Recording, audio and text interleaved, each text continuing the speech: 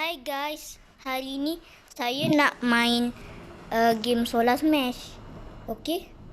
Jadi saya nak hancurkan matahari. Sekejap. Sementara tu hancurkan bumi. Kita hancurkan kat sini. Tapi apa jadi kalau hancur lagi, hancur. Jadi supernova weh. Hui, berpelangi lah. Jadi macam supernova. Bumi pun terbakar. Weh, bumi dah jadi matahari. Cerahnya. Wow, cerahnya bumi. Hui, cerah lah. Cerah sangat ni. Tak sangka matahari pun boleh jadi supernova. Okey, kita restart balik. Reset planet. Apa yang patut aku buat? Aku patut sekali lah. Kan aku nak yang level 3. Inilah cahaya laser ni lah. Kalau matahari jadi sejuk macam mana?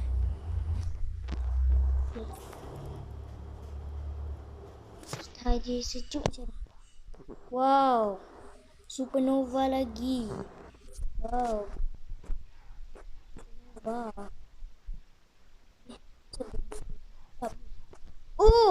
Lagi sekali macam tadi.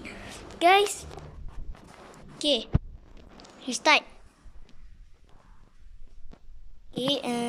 Aku nak letak planet lain lah pula. Sedih lah. Letak black hole. Black hole. Betul. Apa jadi kita? Weh, semua nampak. Weh, hancur. Hancur le. Tapi yang paling senangnya kalau guna lighting ni. Guna kilat ni.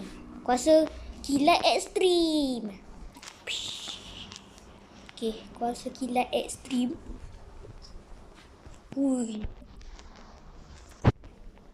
Kuasa kilat ekstrim guys.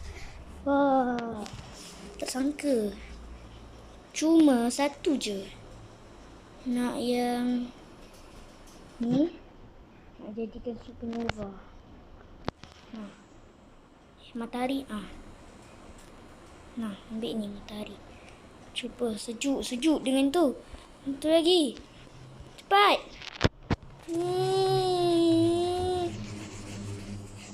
Wow, supernova lagi. Korang kalau nak download Solar Smash, korang cuba. Kalau korang main Solar Smash, korang cuba pecahkan matahari. Guna macam laser yang warna orange ni ataupun laser yang warna biru ni. Okey, nanti dia jadi supernova. Supernova yang terpaling besar. Okey guys. Bye.